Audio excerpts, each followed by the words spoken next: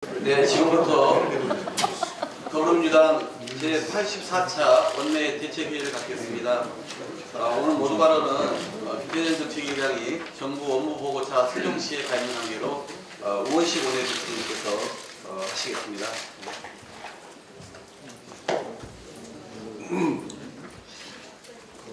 파리바게뜨 본사와 가맹점 간의 상생 협력 소식이 연일 이어지고 있습니다. 양측은 어제 본사가 가맹점에 공급하는 필수 품목 100여 종의 가격을 최대 20%까지 인하하기로 합의했습니다. 다른 필수 품목 중 일부도 가맹점주가 자율적으로 구입하게 하는 방안을 추가적으로 검토하겠다고 합니다. 본사가 일방적으로 가격을 정해 공급하는 필수 품목은 가맹수수료와 함께 본사의 일방적 갑질의 대표적 주범으로 꼽혀왔습니다.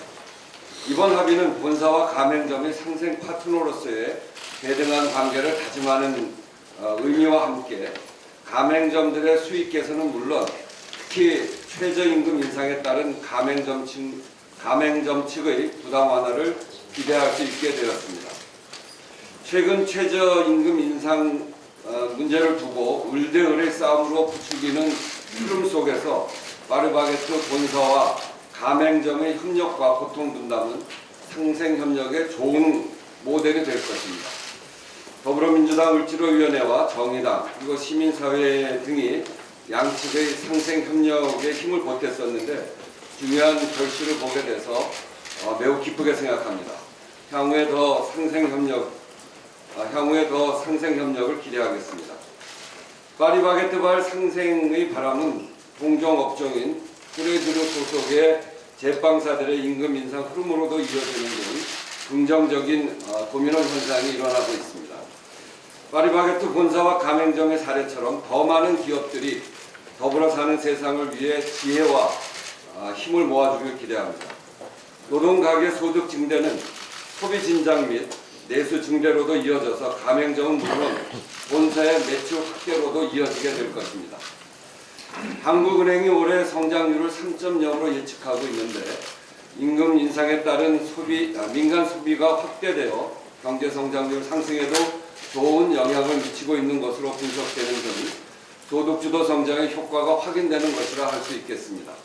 다만 최저임금의 연착륙을 위해서는 최소한의 시간이 필요한 만큼 파리바게뜨 본사와 가맹점의 사례처럼 여력이 있는 부분에서 사회적 차원의 고통을 분담하고 양보하는 그런 노력이 요청됩니다. 더불어민주당은 상생의 협력 문화가 더욱 확산될 수 있도록 지원을 아끼지 않겠으며 또한 최저임금 인상 논란에 가려진 높은 임대료 부담, 가맹점 수수료, 일방적 비용 정가, 카드 수수료 등 소상공인의 부담을 덜어줄 수 있는 정책에도 힘을 실어서 추진해 나가겠습니다. 자유한국당이 연일 아니면 말고식 정쟁으로 평창올림픽 변질시키기에 여념이 없습니다. 매일 똑같은 음성 파일을 반복 재생하듯 어제도 김정은이 시간 벌기용 무장평화, 천성을 모시기 등 도를 넘는 정치 공세로 평창올림픽 흠집내기에 여념이 없습니다. 평창올림픽을 평화올림픽이 아닌 색깔만 덧씌우기 올림픽으로 만들기 위한 자유한국당의 공세는 어처구니 없는 내로남불입니다. 자유한국당이 과거 사실을 잊으신 것 같아 몇 가지 복기해드리고자 합니다. 불과 4년 전 2014년의 일입니다. 인천 아시안게임에서 북한과 일본 여자 축구 결승전에서의 모습입니다. 여기 있는 하늘색 옷을 입은 새누리당 의원들이 우리는 하나다라고 하는 플랜카드를 들고 북한 선수단과 함께 북한팀을 응원했습니다. 얼마나 보기 좋습니까? 이런 모습이 북한의 선전선동에 노란한 모습입니까? 자유한국당이 주장하는 대로 이것이 선전선동에 노란한 모습이라면 자유한국당 그 전신인 이 새누리당 의원들의 모습은 과연 무엇입니까? 또 2011년에는 지금 자유한국당의 전신인 한나라당이 평창 동계올림픽의 평화올림픽을 위한 남북 단일팀 구성과 공동훈련 추진 지원안에 합의했습니다. 이게 바로 그때 그 모습입니다. 여기 황우려 원내대표와 당시에 민주당 김진표 원내대표가 이렇게 악수하는 모습입니다. 여기에 그리고 평창올림픽 지원특별법도 통과시키기로 합의했습니다. 이 동계올림픽 특별법에 보면 이렇게 되어 있습니다. 85조 남북 단일팀 구성 국가 또는 지방자치단체는 제83조에 따른 남북 화해와 한반도 평화 증진을 위하여 남북 단일팀의 구성에 관하여 남북 관계 발전에 관한 법률에 따라 북한과 협의할 수 있다. 이렇게 해서 협의하고 남북 단일팀을 구성한 겁니다. 그때 이명박 정부 때 만든 법대로 한 것인데 이것을 가지고 왜 시비를 거는지 도대체 이해할 수가 없습니다. 2018년 지금 당시 합의한 대로 평창 동계올림픽에 남북 단일팀이 구성되고 공동훈련을 하게 되었습니다. 그런데 도대체 무엇이 문제란 말입니까? 자유한국당 정권이 하면 평화올림픽이고 문재인 정부가 하면 아니란 말입니까? 자유한국당 정권이 하면 평화올림픽이고 문재인 정부가 하면 아니란 말입니까? 세상에 이런 억지가 어디 있습니까? 평창 동계올림픽은 올림픽 이후 남북 간 대화의 연속과 한반도 평화 구축을 위한 매우 중요한 디딤돌입니다. 최근 군사분계선 인근 주민들의 불안이 훨씬 덜해졌다는 소식이 들립니다. 평화올림픽 성공을 위한 이후에 이보다 더 무엇이 필요하단 말입니다. 이번 기회를 잘 살려 보수정권 동안 갈등과 긴장으로만 대치하던 남북관계를 대화와 협력의 국면으로 전환해야 합니다. 10년 만에 찾아온 참으로 소중한 기회입니다. 평화를 갈구하던 인류가 만들어낸 축제가 바로 올림픽입니다.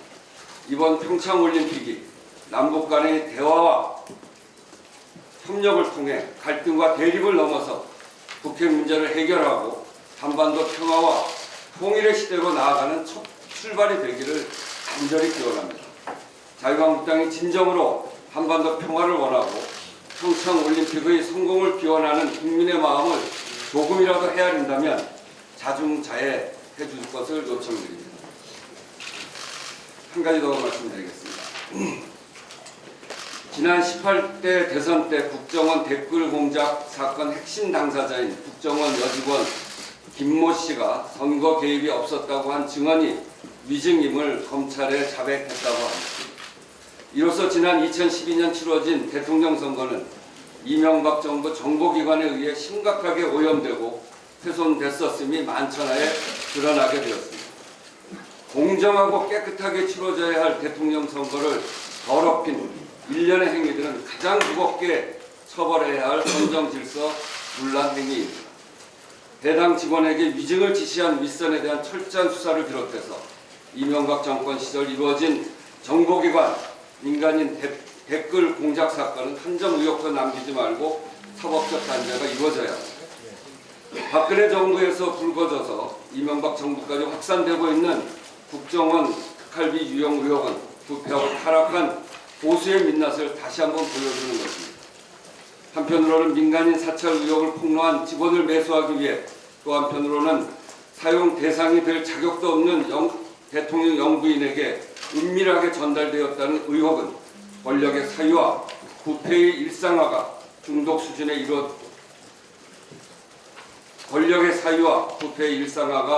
중독 수준에 이르렀다는 것을 증명하는 것이라 할 수 있겠습니다. 대통령 친인척 원세훈 원장 자녀 당시 여당 의원에게 무차별적으로 확산되는 추가적 의혹의 수준도 차마 입에 담기 민망할 정도로 참담합니다. 어제 발표한 사법부 블랙리스트 조사 결과도 마찬가지입니다. 기본권 최후의 보루인 대법원과 권력이 결탁해 대선 개입 사건 재판 결과에 영향을 미친 행위는 도저히 묵과할 수 없는 범죄 행위라 할 수 있습니다. 지난 9년간 정보기관, 사법부, 청와대, 당시 여당까지 부패와 민주주의 질서 유린 행위의 끝이 어디인지 정말 두려울 정도입니다. 다시 한번 강조합니다. 부패와 국정농단으로 점철된 지난 9년과 과감히 절연하지 않고서는 대한민국이 한 발자국도 진전할 수 없다는 사실을 반드시 명심해야 합니다. 이상입니다. 네, 이제 현안 발언이 있겠습니다. 오늘 현안 발언은 이인영 헌정특위 간사님과 그 다음에 유성곤 원내 부대표님 그리고 문병두 의원께서 오늘 기자회견과 관련된 공지를 하시고 김영호 의원께서 평창 동계올림픽 관련된 부분을 하고 제가 좀 마무리를 몇 가지 좀 내쓰도록 하겠습니다. 그럼 우선 이인영 간사님의 현안 발언입니다. 개헌 열차는 출발했습니다. 이미 말씀드렸지만 무한 궤도를 반복 질주하는 설국 열차는 아닙니다.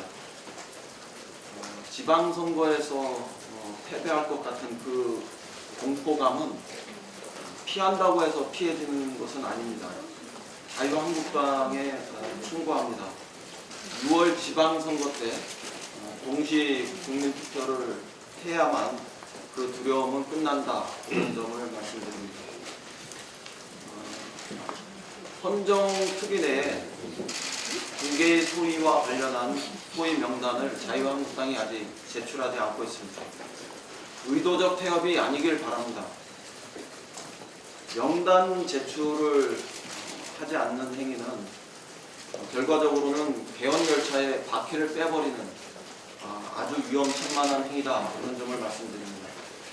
이 개헌 열차에는 나라다운 나라, 그리고 새로운 대한민국을 열망하는 우리 국민들의 바람이 개헌으로 승화되는 이런 바람이 탑승하고 있다는 사실을 명심하기 바랍니다. 우리 당은 1월 말 2월 초를 거치면서 개헌과 관련한 당론 정리 작업을 시작하겠습니다. 우선 국회의원, 당원, 국민들의 의견을 수렴하고 확인하는 절차 과정도 준비하겠습니다. 당연히 전문가들의 의견도 참고하겠습니다. 지금 우리 당 소속 헌정특위 위원들이 먼저 한 90여 개 정도 되는 쟁점 사항들을 점검했고 그 중에 25개 안팎의 이런 이견이 확인된 문제들을 정리한 바 있습니다. 그리고 사회경제조항과 관련한 TF 활동이 먼저 있었고 재정 분야 또 감사원 분야와 관련한 1차적인 쟁점들을 점검했습니다. 오늘은 경제 민주화와 관련된 조항들을 점검하게 될 것입니다. 이 두 활동을 종합해서 2월 1일과 2일 사이에 개헌 의총을 통해서 우리의 의견들을 집약해 보도록 하겠습니다. 끝으로 한 말씀만 더 드리겠습니다. 자유한국당이 개헌 과정에서 피해자, 약자 코스프레를 하고 있습니다. 그러나 한마디로 개헌의 약속을 깨버린 그런 가해자일 뿐이다. 이런 점을 말씀드립니다. 국민 여론은 70% 이상이 확고부동하게 개헌을 지지하고 있고 특히 지방선거 때 동시 개헌을 해야 한다. 이런 점을 지지하고 있다는 점을 거듭 말씀드립니다. 자유한국당의 개헌판 내로남불 행위를 중지할 것을 촉구합니다. 이상입니다. 예. 그러면 다음은 우리 유성곤 부대표님 현안 발언을 좀 듣겠습니다.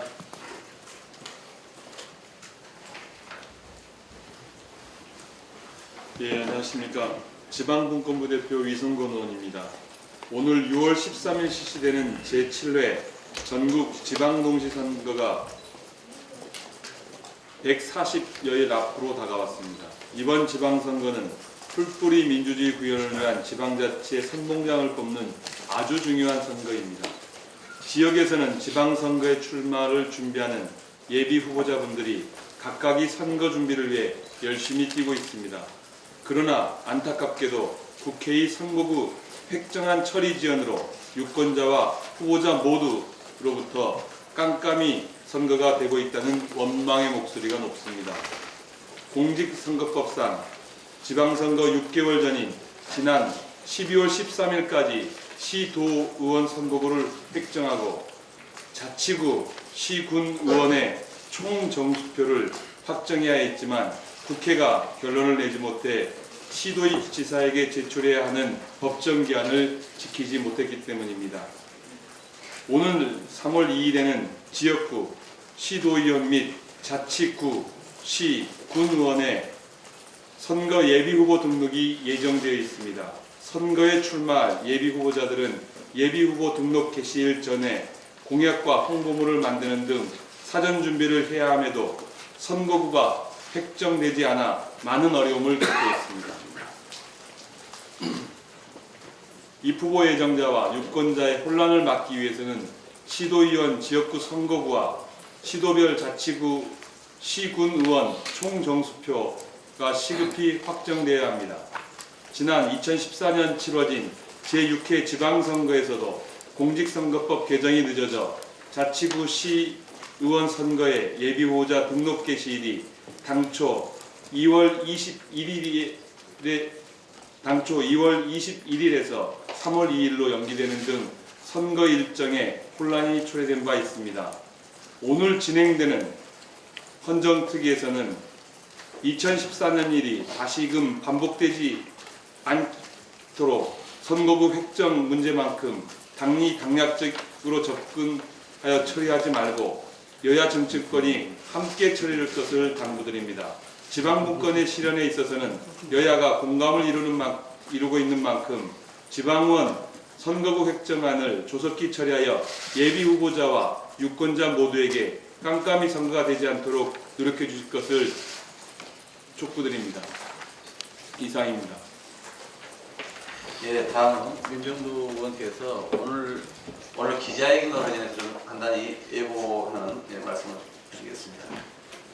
예, 제가 처음 이 제보를 받고 저희끼리 의심할 수밖에 없었습니다. 이명박 정부 국정원이 국가 안보를 위해서 절대로 넘어서서는 안 되는 레드라인까지 넘어선 것으로 밝혀졌습니다. 국정원의 정치인 민간인 사찰 내역과 조직과 그리고 자금 출처에 대해서 오늘 오전 중에 정정관에서 자세하게 밝히고 있습니다. 예, 언론들께서 많은 관심 부탁드리겠고요. 우리 김영호 대표님 준비되셨으면 평창 올림픽 관련해서 한 말씀 하시겠습니다. 네, 최근 자유한국당이 평창올림픽에 대한 공세가 불을 뿜고 있습니다. 평창 평화올림픽에 대한 자유한국당은 SNS를 통해서 색깔론으로 온통 도배를 하고 있는 상황입니다. 과연 자유한국당이 평창 동계올림픽 전공을 기원하고 있는지 의구심이 들 정도입니다.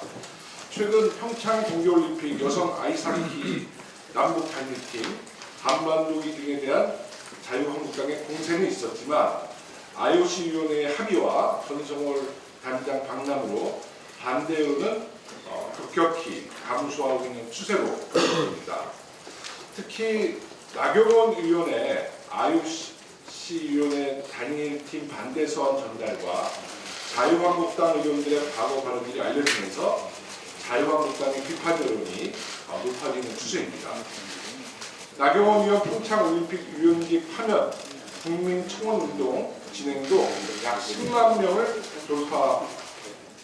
돌파했습니다.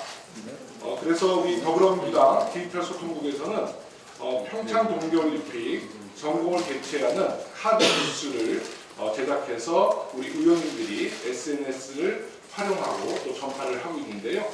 제가 그 예를 좀 들어보겠습니다. 이거는 원바디라는 카드 뉴스입니다. 그 말 그대로 남북 우리 단일팀은 하나다. 이런 메시지를 우리 국민들에게 전달하고 이 내용에는 남북 단일팀은 국민과 세계가 감동하는 역사의 명장면을 연출할 것이다. 이런 카드 뉴스를 제작했고요. 지금 자유한국당의 공세와 달리 전 세계 외신은 우리 평창올림픽에 대한 기대 그리고 그 기대를 주목하고 있습니다. 그 내용을 보면은 뉴욕 타임스 같은 경우는 가장 극적인 화해가 될 것이다라고 언급을 했고요. CNN은 이번 합의는 외교적 돌파구가 될 것이다 이렇게 전망했습니다.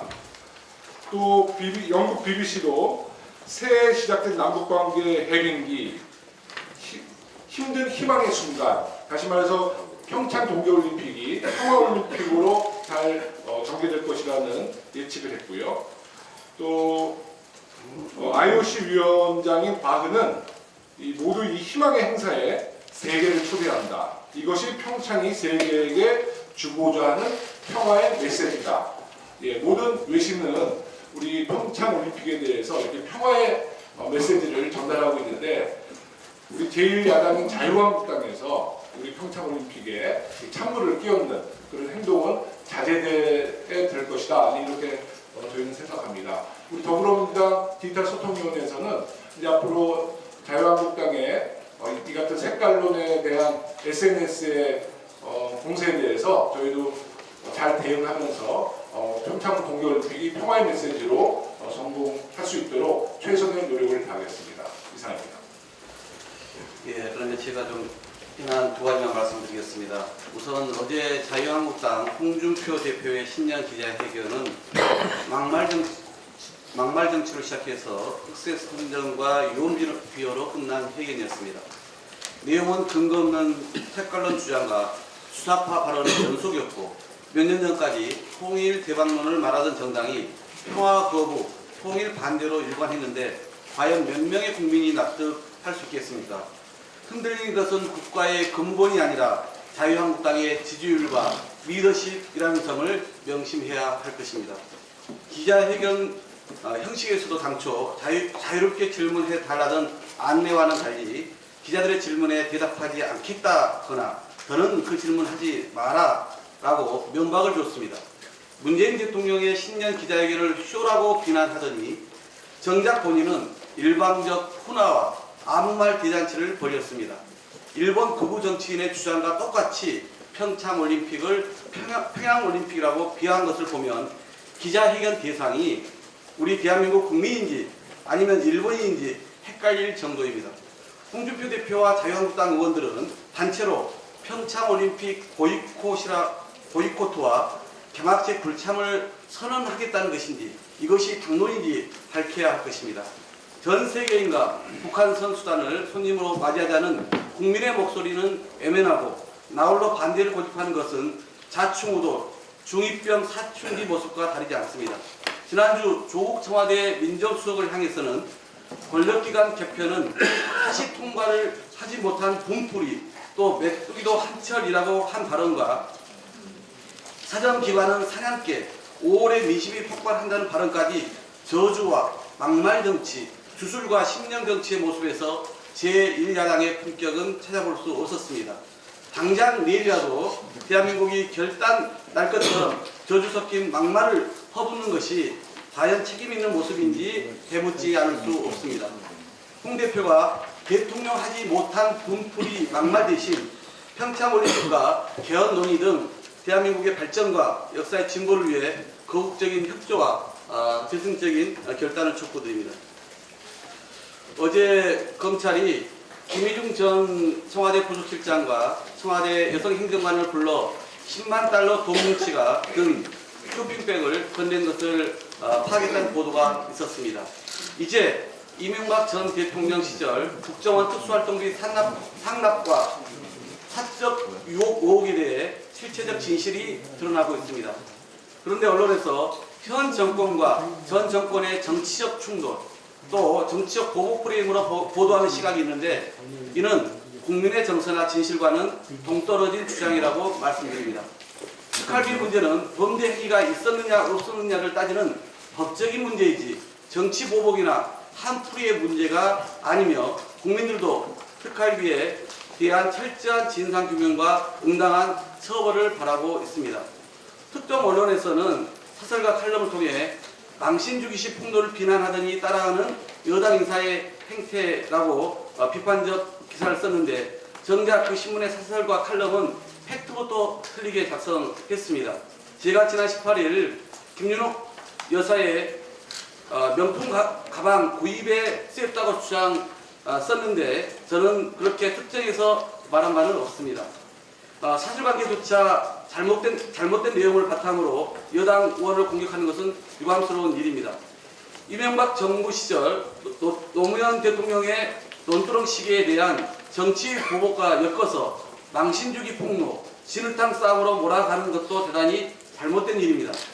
논두렁 시계는 국정원이 기획하고 검찰이 흘려서 언론에 보도된 공작 정치로 드러났지만 저는 김의중 전 실장을 잘 아는 분으로부터 얘기를 듣고 재차 확인한 뒤 국민의 알 권리 보장과 언론 자유 측면에서 공공의 이익을 위해 이를 공개하고 검찰 수사를 촉구한 것이기에 엄연히 다른 것입니다. 이제 검찰은 신속하게 김윤옥 여사에 대해 조사해야 합니다. 저 역시 검찰 조사가 있다면 성실히 임해서 이 문제에 대한 진실을 밝히는 데 협조하겠습니다. 김윤옥 여사 측이 국정원 특활비를 어떻게 사적으로 이용했는지는 검찰이 철저하게 수사해서 그 진실을 밝힐 것을 저는 확고히 믿습니다.